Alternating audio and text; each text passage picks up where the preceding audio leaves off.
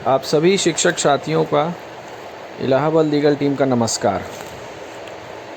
कल से एक हाई कोर्ट का आदेश सोशल मीडिया पर बहुत तेज़ी से वायरल हो रहा है, जिसमें कि बेसिक शिक्षा विभाग में जो तबादले या समायोजन किए गए हैं उसकी कार्यप्रणाली को लेकर, और हाई कोर्ट ने बड़ा कड़ा संदेश भेजा है।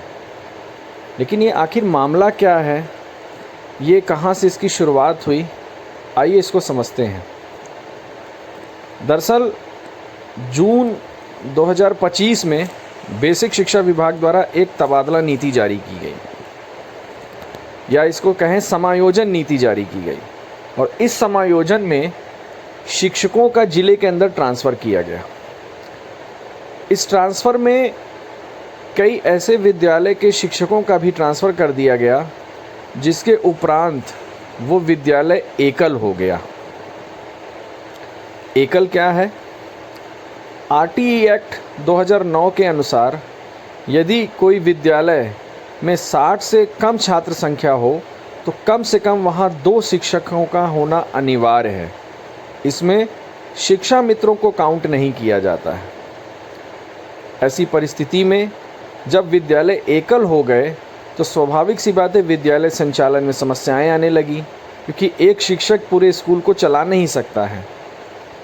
इसी स्थिति को देखते हुए जनपद औरैया से कुछ शिक्षकों द्वारा इस समायोजन को इलाहाबाद हाई कोर्ट में चुनौती दी गई।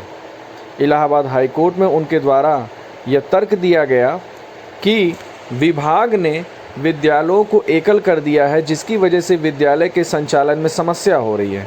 उन्होंने बताया कि आरटीई एक्ट का सरासर इसमें उल्लंघन हुआ है, इसलिए उन्होंने इसको हाई कोर्ट में चुनौती दी।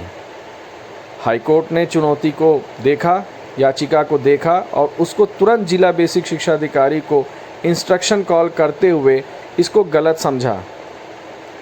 विभाग ने इस पर कार्रवाई की। कार्रवाई करने के बाद उन्होंने यह पाया कि हाँ, आरटीई एक्ट का उल्लंघन हुआ है, तथा उस शिक्षक को पुनः उस विद्यालय भेज दिया। यहाँ तक तो मामला ठीक था। इसके बाद तो कई ऐसे जनपदों में अलग अलग जिला बेसिक शिक्षा अधिकारी द्वारा आदेश जारी किए जाने लगे। फिर मामला आया गौतम बुद्ध नगर का।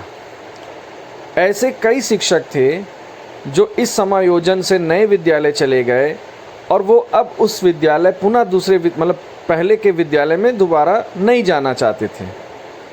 इसके लिए उन्होंने माननीय उच्च न्यायालय में एक याचिका फाइल की। अब याचिका में क्या?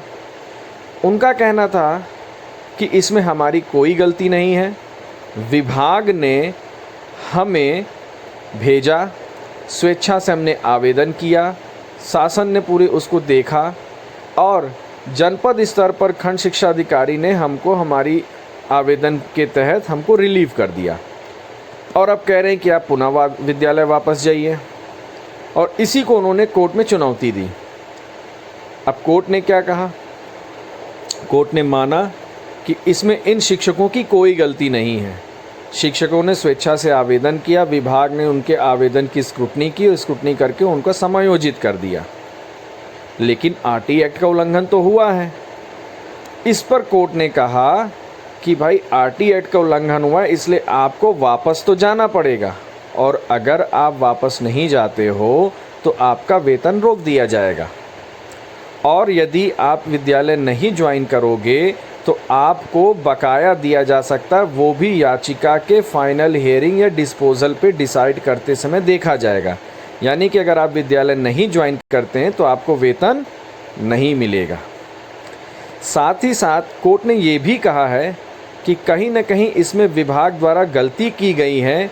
अच्छा, दोबारा गलती ना हो, इसके लिए न्यायालय ने भविष्य में अगर दोबारा गलती हो तो प्रिवेंशन ऑफ करप्शन एक्ट के तहत कार्रवाई करने की बात भी कही है। साथ ही साथ इस बात का भी उल्लेख किया है, चूँकि याचिका करने वालों का इसमें कोई दोष नहीं है, इसलिए इनको पुनः अगर ज़रूरत पड़ती है तो कंपनसेशन भी दिया जाए। याचिका को इस याचिका को पुनः फ्रेश रखते हुए 9 दिसंबर की डेट लगाई है, और तथा सचिव बेसिक शिक्षा परिषद को ये भी कहा गया है कि आप इस आदेश को समस्त जिला बेसिक शिक्षा अधिकारी को भेज दें तथा इस पर एक इंक्वायरी करा लें। धन्यवाद।